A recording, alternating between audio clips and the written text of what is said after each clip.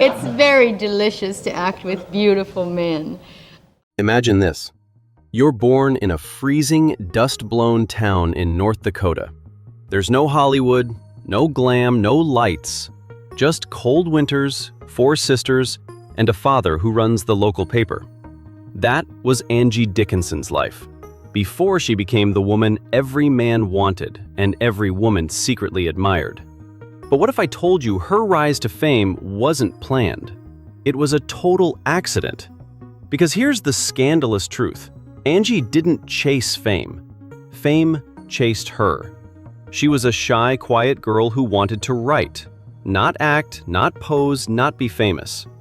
But one day, on a dare, she entered a beauty pageant. She didn't even expect to win. She was just going along with it. And yet, in that single moment, the universe flipped upside down. Suddenly, directors wanted her, casting agents whispered her name. And just like that, a small-town girl with a typewriter dream became Hollywood's next obsession. But the public didn't know the full story. They saw beauty, but not the strategy behind her eyes. They saw the body, but missed the sharp mind, the ambition, the inner battles. Because Angie was smart enough to know, in this town, you either play the game or the game plays you. In 1959, everything changed. That year, she got the role that every young actress in Hollywood would have sold their soul for, starring in a major Western opposite John Wayne and Dean Martin. The movie? Rio Bravo. The set? One of the most intense, testosterone-fueled environments in Hollywood history. Angie Dickinson was just getting started. No major awards, no major clout, just raw talent, nerves, and a camera pointed directly at her face. And yet, she held her own. She played Feathers, a confident, flirtatious gambler who didn't take orders from anyone. On screen, she looked like she was born for it. But behind the scenes, she was terrified. She didn't feel ready. She didn't feel good enough. And the pressure of acting opposite the John Wayne? It nearly crushed her. But that's not even the most tragic part. Because hidden behind the camera, and buried deep within that movie, was something Angie never talked about until decades later. A secret friendship with a teenage co-star that would haunt her forever. His name? Ricky Nelson. He was just 18, a heartthrob, a musician, already famous for his TV fame and rock and roll stardom. And when Angie met him, something happened. It wasn't some tabloid scandal, no. It was something more powerful, more painful. A connection, a bond, a shared vulnerability that should have been just a passing Hollywood memory. Until tragedy hit. Because years later, Ricky Nelson died suddenly in a horrific plane crash. He was only 45. And Angie? She never recovered from it. Most actresses in the 60s were cast to stand beside the man, smile, look pretty, fade into the background. But Angie Dickinson didn't follow that script. She wasn't just playing the love interest, she was redefining what it meant to be a woman on screen. While other starlets were boxed into stereotypes, Angie was taking on mobsters, hustling card games, and walking into scenes with more control than the men next to her. She had real power, the kind that didn't scream but commanded. She starred in Ocean's 11 alongside the Rat Pack, Frank Sinatra, Dean Martin, Sammy Davis Jr. But get this, while they were off being legends, she was the one who stood out. Even Sinatra, Mr. Chairman of the Board himself, was obsessed with her. They were never confirmed lovers, but the rumors were wildfire. He'd call her up just to talk, invite her to dinner parties, whisper things no one else was supposed to hear. She moved through Hollywood like a secret storm. Glam, mysterious, untouchable. But there was always more to her than the camera caught. Because while she looked like every man's fantasy, she was also every director's dream. Emotional range, intelligence, timing, control. She could play seductive, broken, powerful, sometimes all in the same scene. But the role that truly changed everything for her, it wasn't in a movie, it was on TV, and it made her a trailblazer. America had never seen anything like this. Angie Dickinson walked onto the screen as Sergeant Suzanne Pepper Anderson in Policewoman, a female cop in a lead role with a badge, a gun, and zero apologies. This wasn't some damsel. She was kicking down doors, chasing suspects, making arrests, and still managing to look like she just walked off the cover of Vogue. It was revolutionary, and the networks terrified. They weren't sure if America was ready to see a woman in charge, especially one who wasn't just tough, but complicated. Pepper Anderson wasn't perfect. She was gritty, honest, vulnerable, and that's what made her real. The show exploded. Millions tuned in. Angie won a Golden Globe, she got Emmy nominations, and most importantly, she opened doors that had been locked shut for decades. Ask any actress from the 80s, 90s, even today, they'll tell you there was no Olivia Benson without Angie Dickinson, no Clarice Starling, no badass women in uniform. She wasn't just playing a role, she was rewriting what a leading lady could be, not with makeup, not with seduction, with grit, intelligence, and guts. But success like that doesn't come without a price. Because while America was watching Pepper dominate primetime, behind the scenes, Angie's real life was unraveling.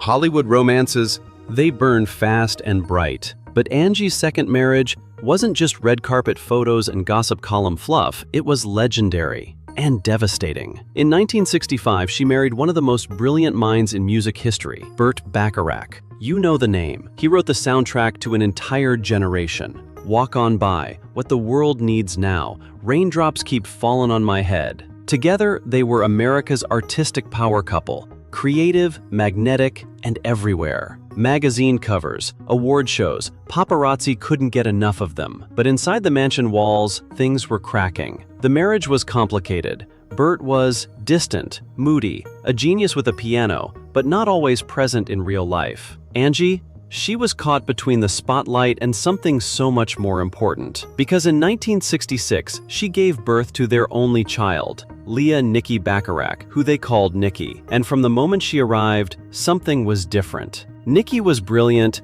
but quiet. She didn't speak much, didn't connect like other kids. In a time when autism was barely understood, Angie faced the kind of silent war most mothers wouldn't dare speak of. While fans were watching her fight criminals on TV, behind the scenes, she was in doctors' offices, therapy rooms, holding her daughter through meltdowns, canceling roles, turning down scripts, because nothing mattered more than Nikki. But it wasn't a Hollywood ending. As Nikki grew older, her struggles deepened, mental health challenges no parent could fully protect her from. And in 2007, Angie's worst nightmare came true. Her daughter took her own life at age 40. The world didn't see the tears, but they saw Angie disappear, quietly stepping back from public life. Not because she had nothing left to say, but because the only thing that mattered was gone, and no red carpet could ever make that pain go away.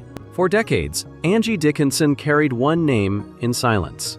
She never confirmed rumors, never gave interviews. She let the tabloids run wild, let the whispers circle, and said nothing.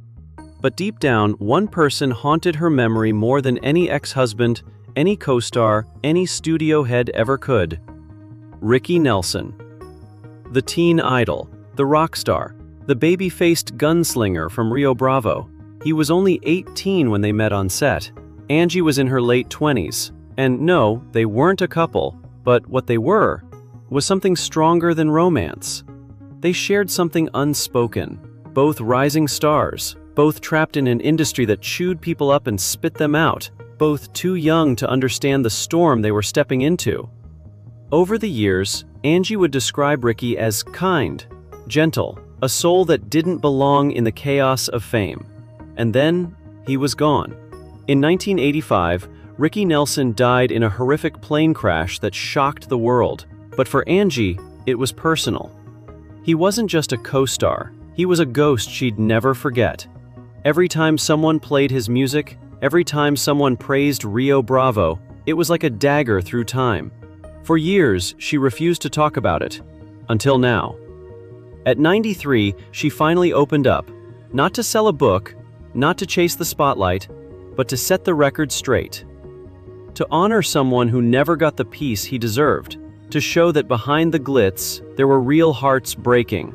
She said, "Keeping it private protected me, but speaking it now helps me heal." And in that moment, the world saw the truth. Angie Dickinson was never just a star. She was a survivor of fame, of grief, of love that didn't make the headlines, but never left her heart. Angie Dickinson lived through it all. She was Hollywood royalty without ever needing the crown. She shared scenes with giants, John Wayne, Frank Sinatra, Dean Martin, and never blinked. She pioneered roles that reshaped what women could do on screen. She loved, she lost, she endured.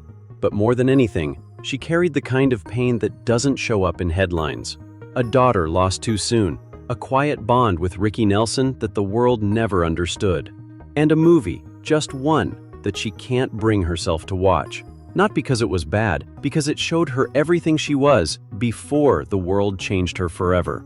And maybe that's the real reason Rio Bravo remains untouched. It's not just a film, it's a time capsule of innocence, of fear, of first love, of unspoken grief. So the next time someone asks why Angie Dickinson doesn't watch the movie that made her a star, you'll know the answer. Some moments are too sacred to relive. Some pain is too personal to project. And some legends don't need to look back because they already lived through more than most could survive. Angie never needed to press play. She was always the story.